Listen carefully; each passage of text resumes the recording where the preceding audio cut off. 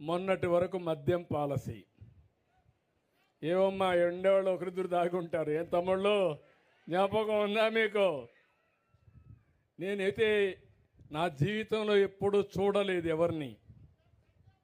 మద్యం అంతా వీళ్ళు, డిస్టిలరీస్ వీళ్ళే ఓనర్షిప్, అక్కడి నుంచి హోల్సేల్ వీళ్ళే, రీటైల్ వీళ్ళే, షాపులో అమ్మేది వీళ్ళే, కల్తీ చేసేది వీళ్ళే.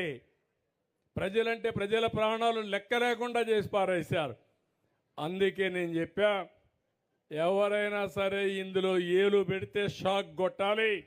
నూతనమైన మద్యం పాలసీ తీసుకొచ్చా.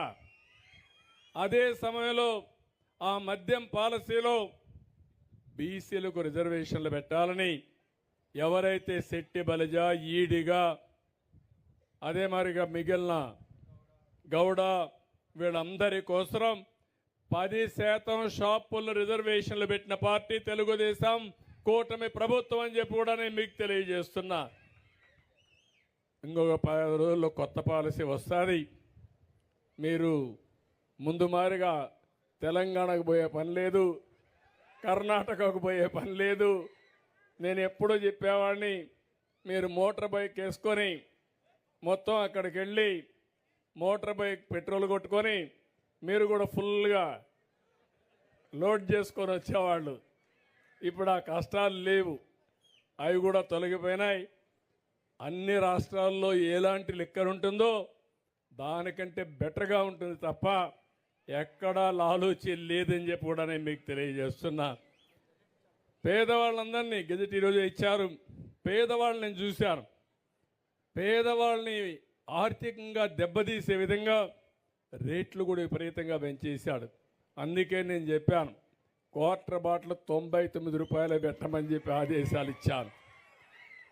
కనీసం తాగే అలవాటు ఉంది, కానీ డబ్బులంతా దానికి తగలేస్తే కడాన పిల్లల్ని చదివించాలన్నా ఇంట్లో ఖర్చులు కూడా డబ్బులు ఇచ్చే పరిస్థితుల్లో లేరు.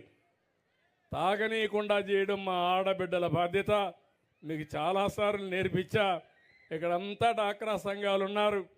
నేను డాక్రా సంఘాలు మీటింగులు పెట్టి చెప్పేవాడిని, భర్తని తాగనీయకుండా ఏం చేయాలో చేసే తాళం చెల్లెమ్మలో మీ దగ్గర ఉందని చెప్పేవాడిని.